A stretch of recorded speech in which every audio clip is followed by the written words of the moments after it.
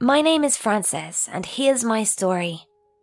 So I wanted to go to this party, like any normal teenage girl, right? My dad probably would have let me go, but my stepmom, she said no way. My mom died when I was little, and my stepmom raised me. She was always nice to me, not like a wicked stepmother or whatever. But my mum's death left me with some anger issues, and it was hard for me to accept my stepmom as a replacement. Whenever she tries to tell me what to do, I still feel a lot of resentment and anger.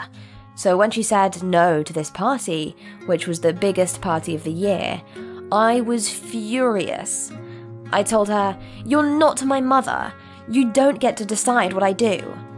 I guess that was the last straw for her too, because she yelled back that she had a responsibility to keep me safe, and I needed to learn to listen to her. It turned into a huge screaming match, and when I finally stormed off to my room, I was so mad that I couldn't think straight. All I could focus on was how much I wanted to get revenge on her.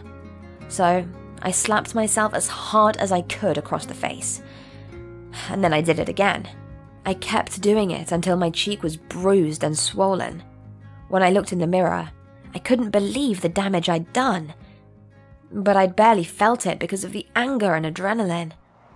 I ran out of the house and went to the police station. It was weird being inside the station. I started to get nervous under the harsh fluorescent lights, waiting for someone to speak to me. Eventually, an officer asked me what was wrong. I let him look at my cheek and told him my stepmother had hit me. I told him I was afraid of her, afraid to go home. He asked if she'd done this before. That's when I really started to get nervous. I'd only meant to tell one lie, but now he was asking for a whole backstory on my relationship with my stepmom. I panicked and said yes, she'd hit me before, hoping that would make my story more believable.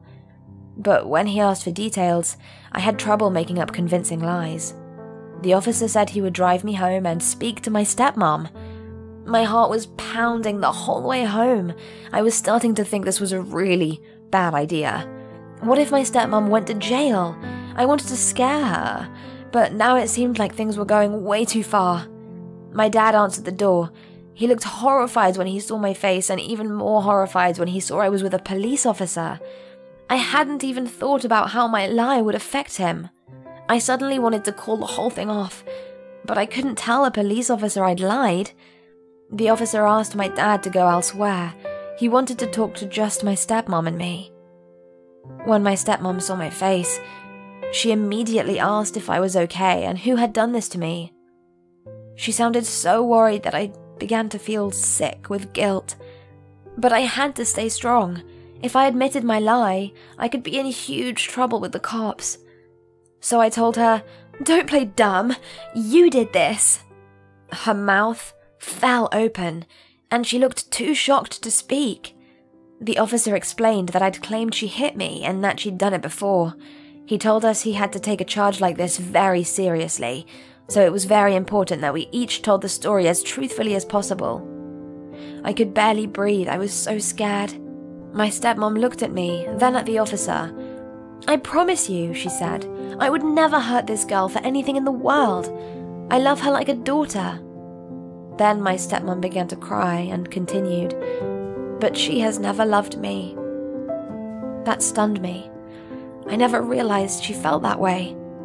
I had always been kind of resentful of her, sure, but at the same time, I needed a mother figure, and deep down, I loved my stepmom. I knew our fight about the party was a fight I probably would have had with my real mom if she was alive. It was a normal mother-daughter thing to fight about. And the fact that we had fought about it just proved how much like a mother and daughter we were to each other. I didn't know what to do. I was afraid it's too late to do or say anything. I then heard my stepmom talking to my dad on the phone. She said, "I'm not crying because I'm going to jail.